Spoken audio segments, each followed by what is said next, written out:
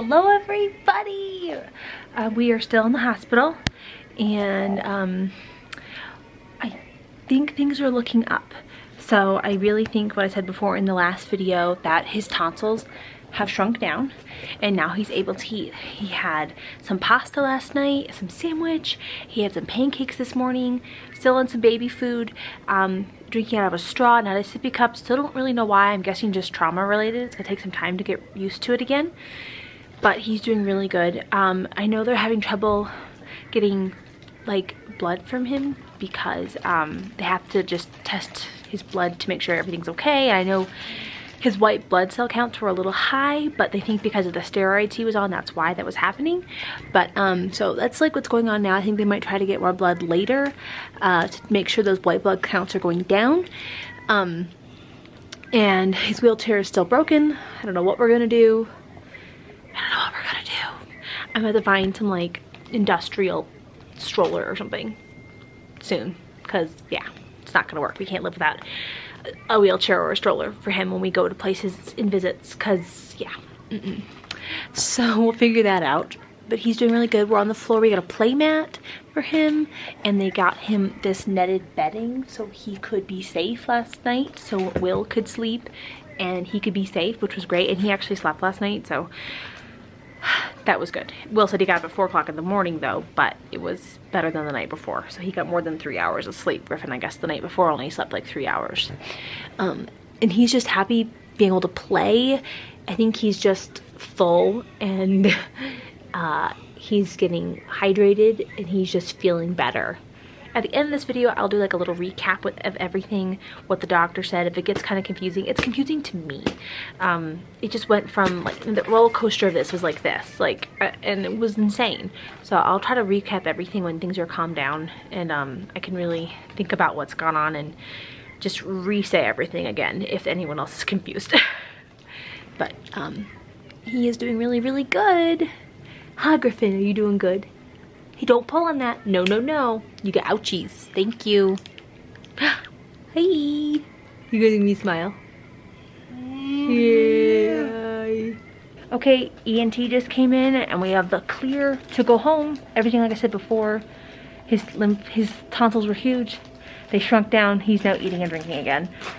So sleep study, we'll know for sure. If he fails that or whatever, however the terminology is, then we'll know if they need to come out or if this happens again. Let's hope it doesn't happen again, guys. My mama nerves are done. So, and he is getting grumpy. You want to get out of here too, huh?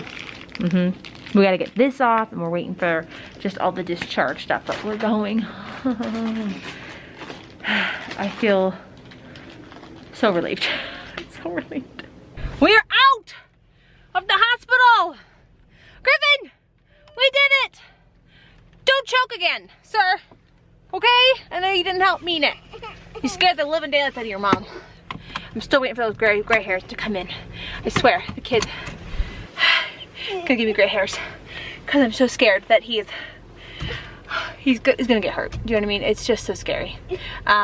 Nurses were amazing, doctors were amazing. They really made up from how this started. They ended it on a high note for me. Yeah, the tonsils aren't out. But we have a great game plan if anything happens. And the fact that, it's like, for me, it's just he's eating and drinking. Like, and he's not choking anymore. Like, the tonsils weren't a big deal. They can stay in as long as he can eat. You know what I mean? All right, I gotta get home. We gotta get back to life. Right, Griffin? Back to life. We're home. We're back together. You want that balloon back? Okay, we'll get it, okay?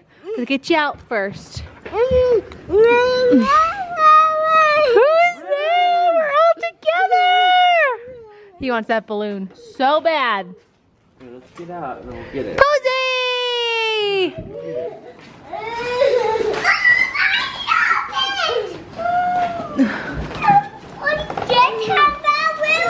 Yeah, I got a balloon. I'm so excited. We missed you. We're all back together. Sawyer! Sawyer! Griffin's home! So go get Griffin's home! Come, you see your brother? You can go say hi? No, I got my tablets. I'm good. You got Griffin's home? Is that hot one? Yeah, he got a balloon at the hospital. Why? Because he wanted You one. got a treat. He got ouchies at the hospital. They gave him stuff to make him happy. Oh. Yeah. You got something in that. And now you got to bring it home. You got a pillowcase? Yeah, they got 2 stethoscopes. Like working stethoscopes. Wow. Happy to be home. Sawyer just looked at him like, oh yeah. Yeah, I knew you'd come back. Okay guys, so it's been a few hours. We just did bath and dinner and everything. Everyone's getting ready for bed. And I just wanted to recap a little bit of what happened. And if it doesn't make sense, like I'm trying to put it all together in like a small synopsis of what happened. Over a week and a half ago, Griffin started choking. And slowly every day it started getting worse and worse and worse. He was choking for every meal. And then a few days went by of us helping him eat like he was choking, and then it got to a point where it was so serious we took him to the doctor. They did a bunch of stuff. They couldn't find anything, x-rays, swabs, nothing, and then he just stopped drinking water too on top of it. We went to ENT. They said his tonsils were huge. I literally thought that meant, like, 'cause the first lady said, the ENT doctor said, we're removing that, we need to remove these tonsils probably. And so I went, hallelujah, easy fix. And then everyone just started went, oh no. We have to do all of this other garbage first before we can remove the tonsils. And he has to have a history of tonsil issues. So why it was so upsetting to me in the very beginning was I was told from the first ENT doctor that his tonsils probably should be removed right away. And so when that was said to me, I really hooked my hat on that.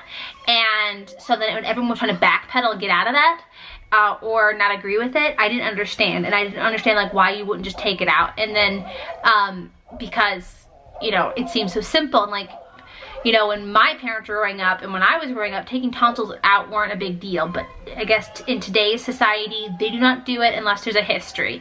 So that's kind of like what happened, why I was so frustrated in the beginning. Because I was getting so many different stories, so many different people saying different things. You know, one was the Botox injections that he got the week before. Maybe he scratched himself. Maybe he had plastic in his mouth when he fell at school. Like there was so many different opinions, and I got very confused and very upset, and I felt like people weren't listening. And that's why all this stuff escalated so fast with like when I got the parent advocacy lady to help me, because I just felt like nobody was caring. And nobody really wanted to help him. They just wanted me to go home and just deal with it. So finally they listened, and they saw how big his tonsils were, because everyone went, oh my gosh, they're huge. And I think why his tonsils went down, because when we went to the hospital on Friday, because we went to the hospital twice, went home over the weekend. On Friday, the lady said to us, sometimes you just need fluid. If you're dehydrated and the fluid can't get to your tonsils, it can't get to your body, everything just stays big and does not work right. So I wonder if getting the fluids on Friday and then on Monday, and then by Tuesday, things started looking better because he was finally getting hydrated, and maybe the antibiotics started working too on top of it.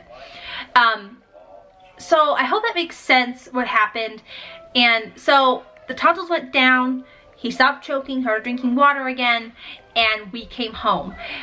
We are doing a sleep study, which they're looking for sleep apnea, and if he has like sleep apnea or struggle sleeping, then they would want to probably remove the tonsils. Or if this happens again, or if his tonsils get crazy large and he chokes again and doesn't eat and I have to Heimlich him and blah blah, I think then they would hopefully remove it. I just hope it makes sense. I'm really worried I've come off like a person that doesn't listen to doctors and wasn't patient. It was because I was getting information from other doctors making me feel like this is what should be happening. Why is everyone backpedaling? Like why would someone say this and then not follow through with it? Why is all of a sudden they don't want to do it? It didn't make sense to me, and I got very upset because it just seemed like an easy fix. Because I didn't have all the information. I didn't know everything.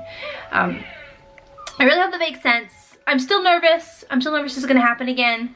I'm just gonna keep an eye on him and pray that this never ever happens again, because this was awful. It's been a hard few days and a really hard week and a half. I'm just over it. So I hope that makes sense. I'm sorry if it didn't. It's a long story, if you know what I mean. I'm trying to abbreviate it, and hopefully you get it. So, all right, we're ending the vlog here. Thank you for watching, and we'll see you next time. Follow me on my social media, and please don't forget, you guys are wonderful. I got all your messages, all your prayers. I'm so appreciative of every single one of you who messaged me, gave me support, advice. Every single one of you. I really mean it. Thank you, thank you, thank you. You all are truly wonderful people, and we'll see you next time, guys. Bye.